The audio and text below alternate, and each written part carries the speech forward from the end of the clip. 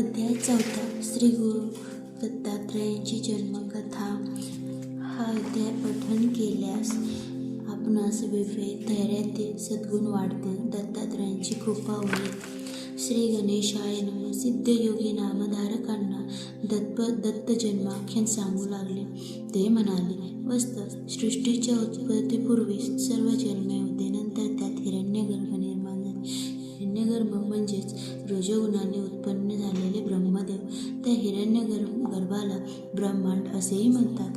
त्याची 2 शिखले झाली, आकाश आणि भूमी। ब्रह्माजींनी त्यामध्ये 14 भुवनांची रचना केली। 10 दिशा, काळ, मन, वृत्ती, वाणी व कामादी षड्विकार उत्पन्न केले। मग त्या सृष्टीची विस्तृत रचना करण्यासाठी मरीची, अत्री, अंगिरस, पुलस्त्य, पुलह, क्रतू आणि वसिष्ठ असे 7 मानसपुत्र सप्तर्षी निर्माण केले। अनुसूया या अत्री ऋषींच्या पत्नी त्या महान प्रतिव्रता होत्या। पतिसेवेने त्यांचा पुण्यप्रभाव इतका वाढला की त्या पुण्याईच्या कवळावर ते स्वर्गाच्या स्वामिनी होतात की काय अशी देवांना चिंता वाटू लागली। इंद्रदेवांनी ब्रह्मा, विष्णू आणि महेश यांची भेट घेऊन या चिंतेचे निवारण करायला सांगितले। इंद्र म्हणाले, अनुसूया पतिभक्त आहे, त्यांचे अलौकिक आचरण पाहून सूर्यही घाबरतो। त्यांना त्रास होऊ नये म्हणून अग्नी, वायू, पृथ्वी हे सर्व सौम्य होतात। त्यांना उपद्रव झाल्यास ते आम्हाला शाप देतील की काय अशी सतत भीती वाटते। यावर काहीतरी निश्चित उपाययोजना करावी। तेव्हा अनुसूयाचे सत्व पाहण्यासाठी त्रिदेव भिक्षुक रूपाने अत्रीच्या आश्रमात आले। त्यावेळी ते ऋषी अनुष्ठानासाठी बाहेर गेले होते। आश्रमात अनुसूया एकट्याच होत्या। त्यांनी त्यांना हाक मारली व म्हणाले, आम्ही ब्राह्मण अतिथी खूप भुकेलेलो आहोत, तुम्ही इच्छा भोजन देता अशी कीर्ती ऐकून इथे आलो आहोत। अनुसूयांनी त्यांचे यथोचित स्वागत केले व तेव्हा ते म्हणाले, आम्ही स्नानादी करूनच आलो आहोत, अत्रे येईपर्यंत थांबणे आम्हाला शक्य नाही, म्हणून त्वरित भोजन देत असाल तर ठीक, नाही तर आम्ही जातो। त्यांचे म्हणणे मान्य करून अनुसूयांनी त्यांना आश्रमात नेले, त्यांना पाटावर बसवले आणि पात्रे मांडले। तेव्हा ते म्हणाले, सती, आम्ही तुमच्या सौंदर्याची कीर्ती ऐकून इथे आलो आहोत। तुमच्या हातच्या स्वयंपाकाची चव घ्यावी आणि तुमचे विवस्त्र सौंदर्य पाहावे अशी आमची इच्छा आहे, म्हणून तुम्ही नग्न होऊन आम्हाला वाढणार असाल तरच आम्ही जीव, अन्यथा निघून जाऊ। तेव्हा हे ब्राह्मण, आपले सत्व पाहण्यासाठी आलेले कोणीतरी श्रेष्ठ महात्मे आहे। हा अनुसूयाच्या लक्षात आले। मग अतिथी विनमुख गेली तर पतीच्या आज्ञेचे उल्लंघन होते आणि विवस्त्र होऊन वाढावे तर पतिव्रतेचा धर्म मोडतो। अशा परिस्थितीत आपण काय करावे? अर्थात प्रसंग बिकट असला तरी मार्ग काढलाच पाहिजे। आज माझ्या पतींच्या तपश्चर्येची परीक्षा आहे, तीच माझे रक्षण करेल।